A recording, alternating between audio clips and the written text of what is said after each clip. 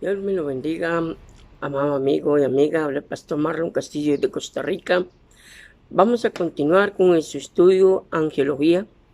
Padre, en el nombre precioso de Jesús, ponemos delante de ti este estudio. Eres bienvenido, precioso Espíritu de Dios, en el nombre del Padre, del Hijo y del Espíritu Santo. Amén. Bendiciones. Estamos viendo los nombres especiales de los ángeles. Acordémonos, amado amigo y amiga, que solamente se mencionan dos nombres, en la Biblia de ángeles, por nombre, nada más. El resto son nombres, llamémoslo así, con todo el respeto, fabricados por la tradición, porque en ninguna parte más de la Biblia se habla de ellos por nombre. Hay apariciones, sí, pero no se menciona su nombre. Acuérdese que Apocalipsis 9, Juan vio millones de millones y millares de millares. Obviamente eso, y en otras partes de la Biblia nos da a entender que existen millones de ángeles que todavía no sabemos sus nombres totalmente. Entonces, mucha gente cree que Rafael, Otoniel y otros nombres que muchas veces la tradición ha puesto son de libros extra bíblicos o de historias judías que se les daban a los niños, ¿verdad? Como cuentos históricos, y la tradición los adoptó poniéndole nombre así a ángeles donde realmente la Biblia no los menciona por nombres. Entonces hay que tener mucho cuidado con esto, amado hermano y hermana. Es muy importante, amigo y amiga, también ir a la palabra de Dios. Cuando usted lea un libro de angelología, vaya a la Biblia primero, antes de, o vaya leyendo el libro junto con la Biblia, porque hay muchas cosas de angelología que la gente enseña que no están en la palabra de Dios. Cosas que aquí hemos tratado de que usted vaya comprendiendo sobre los seres angélicos o ministradores de Dios. Ya casi, amado amigo y amiga, le invito a que siga conectado en este canal, se suscriba a este canal para que esta familia de estudios bíblicos crezca cada día más. Y ya casi vamos a entrar a la parte de demoniología. Hace poco alguien me dijo, Marlon, ¿por qué usted va a tocar ese tema? Obviamente, si hablamos de los ángeles buenos, también hay que hablar de los ángeles malos. También hay que hablar de los demonios, qué pueden hacer, qué no pueden hacer. Y en demoniología, amados, voy a contestar muchas preguntas que al privado muchos me han hecho, que no es que no he querido contestar, es que como yo quiero dejarlo para los estudios de demoniología, donde voy a ir contestando preguntas que usted me ha hecho al privado. Es muy importante, amados, entender que todo lo que aquí en su canal hablamos tiene base bíblica. Mi opinión no es importante. Aquí lo que vale es la palabra de Dios, no lo que opine Marlon, no lo que opine cualquier pastor, teólogo, escatólogo, lo que usted quiera. La base principal tiene que ser la palabra de Dios. Nunca se guíe por lo que un pastor diga, sin antes consultar con la palabra de Dios. Siempre lo voy a decir y lo voy a insistir siempre. Nunca se guíe por lo que un pastor en la televisión, en la radio o en cualquier medio, sea por Facebook, lo que sea, usted escuche sin consultar a la Biblia. Muy importante.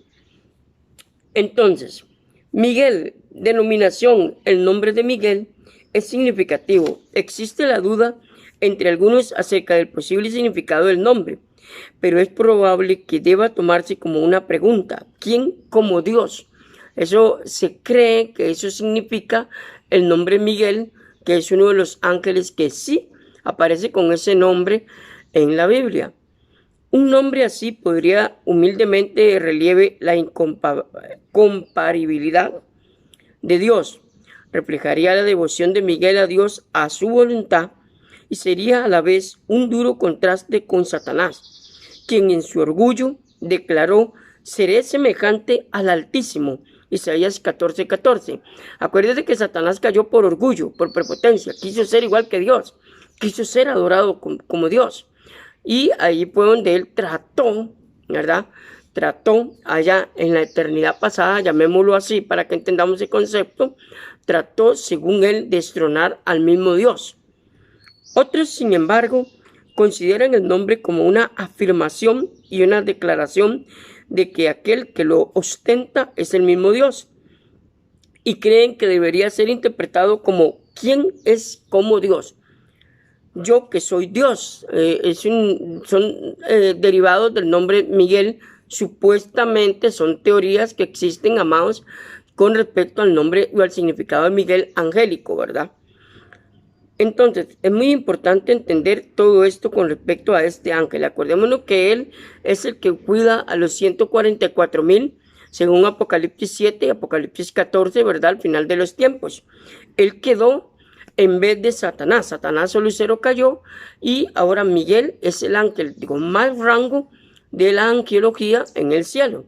Entonces, se puede decir que él actualmente es el líder de todos los ángeles y de todos los rangos. Además, se le considera un arcángel y se le clasifica, oiga, como uno de los príncipes principales. O sea, que él subió de rango en el momento en que Satanás cayó, ¿verdad? Subió de rango, y ahora él es el que lidera a todo el ejército celestial. Daniel 10:13. Como si estos existiesen también entre los ángeles y Miguel fuese uno de ellos. Más adelante se encargará de las batallas del pueblo de Israel de la misma manera que Dios o Satanás. Asignan tareas similares a otros. Daniel 10:13-20. Por el contrario, al logos denominación de Cristo previa a su encarnación se le llama monógenes, que significa unigénito. La palabra monógenes en griego significa único en su naturaleza, único en su naturaleza, dando a entender que Jesucristo no es un ser creado. Él siempre ha existido, él siempre va a existir y siempre existirá. Hay mucha base bíblica para decirlo, amados, pero esta es una palabra que muchos omiten, ¿verdad? Con respecto a Cristo, cuando se dice que Él es el Hijo unigénito. Monógenes, le invito a que busque esa palabra en un diccionario teológico bíblico para que vea el concepto más amplio de la palabra. Entonces, y es el creador de todos los ángeles. ¿Quién fue el creador? Jesucristo. Colosenses 1:16. Y el Señor de todas las naciones. Apocalipsis 19:13-16. Posteriormente, se identifica a Miguel como el arcángel. Judas, versículo 9. Acuérdense que en Judas 9, Miguel peleó con Satanás el cuerpo de Moisés. Entonces nos damos cuenta que Miguel pasó de un rango bastante superior. ¿Por qué? Porque, pongámoslo así en este contexto. Si Satanás fue el primer ángel creado por Dios, el rango más alto de todos, tenía que ser un ángel del mismo rango, autoridad y poder que Satanás para poder pelear con él. No puede ser un ángel de diferente rango. Entonces ahí vemos que Miguel estaban casi en el mismo nivel de rango, aunque al final de los tiempos solo Jesucristo va a poder destruir a Satanás. Ni siquiera Miguel tiene esa autoridad, no tiene el poder para destruirlo. Y eso también lo vemos en Judas 9, donde Miguel lo reprende, pero no lo destruye, ni pelea ni contiende con él, obviamente por orden de Dios. Este título les sitúa inmediatamente por encima de otros ángeles y hace que le consideremos sin ninguna duda como el líder militar del ejército de ángeles que lucha contra Satanás. Apocalipsis 12:7. Le invito a que busque los pasajes, amado, y lo lea. El artículo definido junto a arcángel, perdón, amados, no limita necesariamente el conjunto de los ángeles o arcángeles a Miguel, bien conocido, en vez de restringir la clase a su persona. Es posible que haya otros de la misma categoría o rango. Claro que sí, amados. La gente cree que solamente existieron 4 arcángeles que cayeron con Satanás, según Ezequiel 28, Isaías 14, del 1 al 20, y Apocalipsis 12, 9 y 10. No, también hay otros rangos, también hay otros arcángeles, pero estamos hablando de ejércitos celestiales. Entonces, no solamente cayeron cuando cayeron con Satanás una clase de ángeles, no, cayeron de varios rangos. Entonces, la Biblia hace alusión de eso. Muy importante tener esto en claro con respecto a la caída de Satanás, que eso lo tocamos en los primeros videos de angelología que usted puede ver aquí en su canal.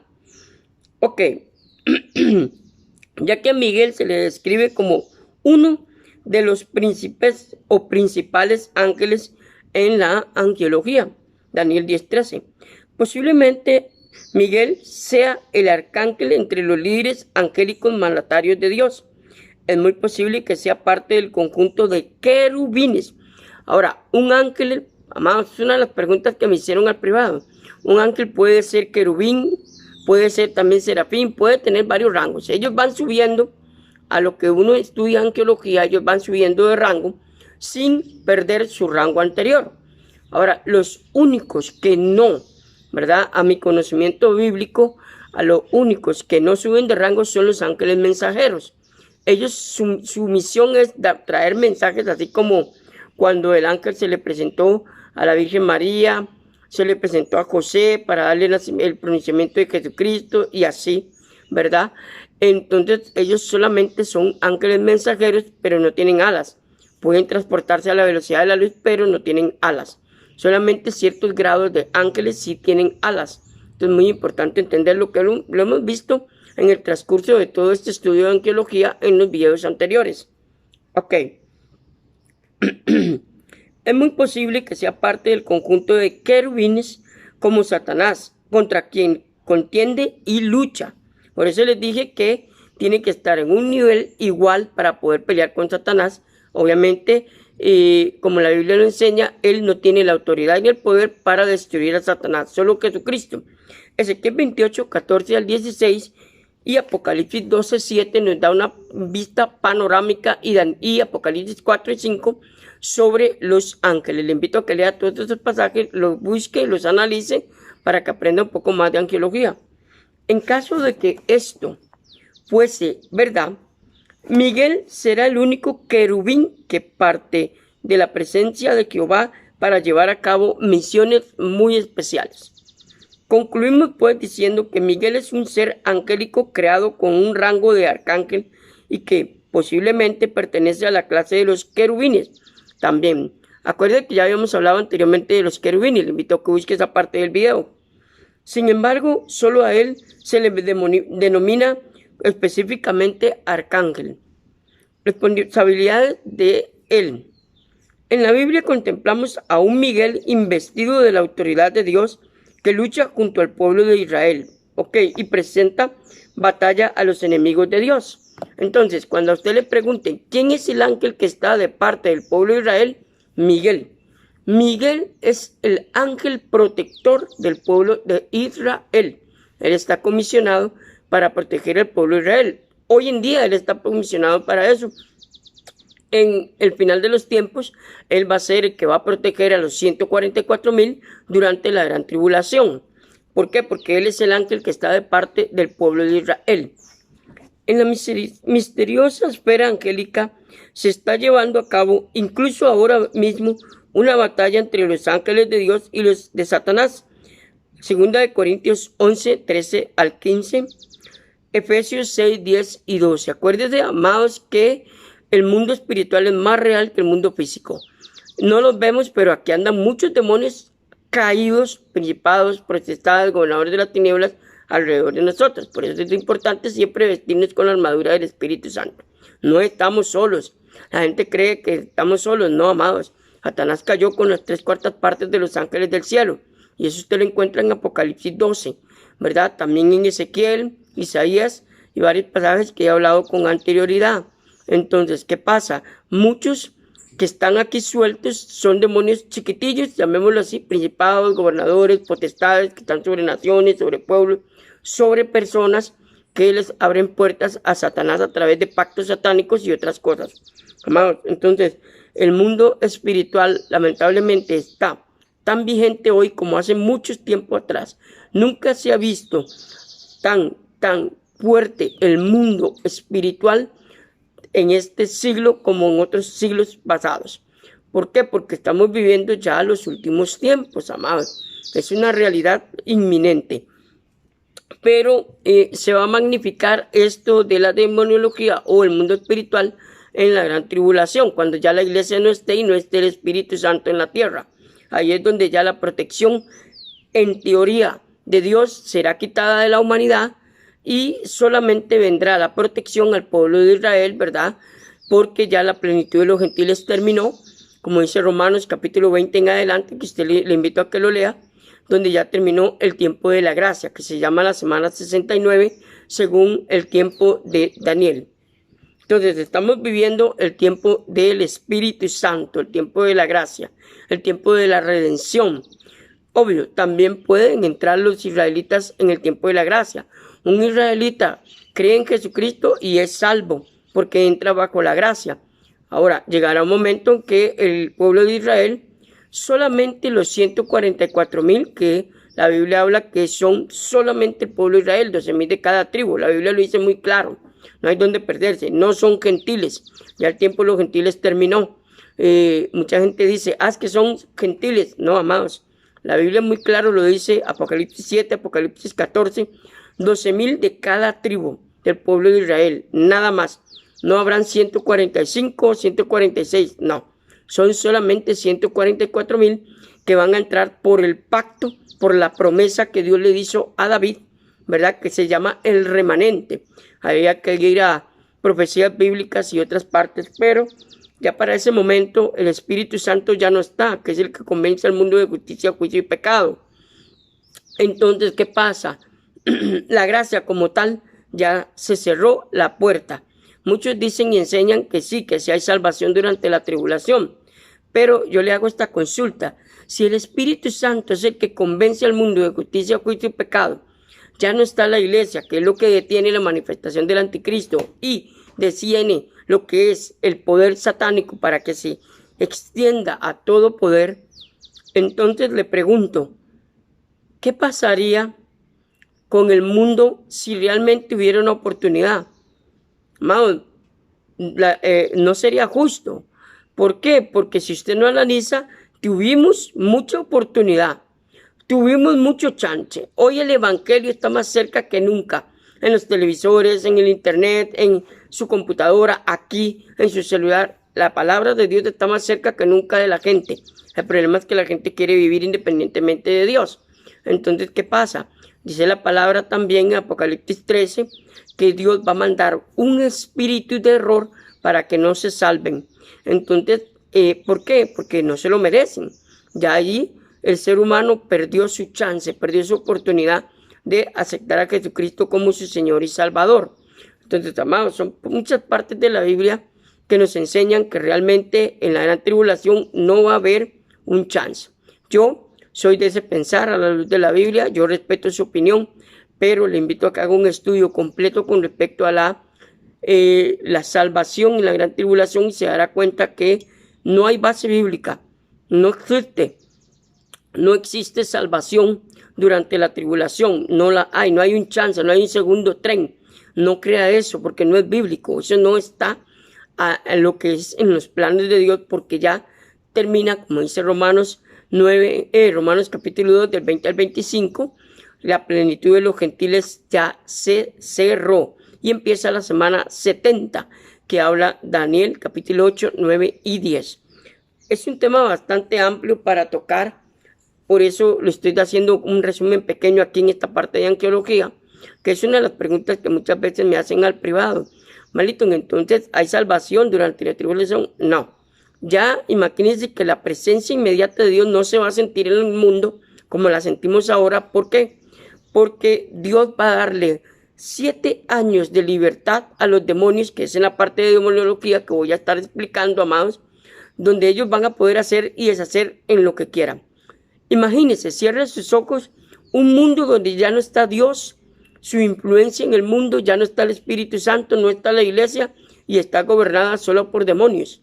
Amados, esto va a ser un caos total. Esto va a ser realmente algo increíble, impactante. Entonces ya no va a estar la misericordia extensiva de Dios sobre la humanidad, sino que la ira de Dios va a estar sobre aquellos que no creyeron en Él. Entonces es un tema bastante amplio. Amados, que yo estoy tocando en otra parte de aquí, en su canal.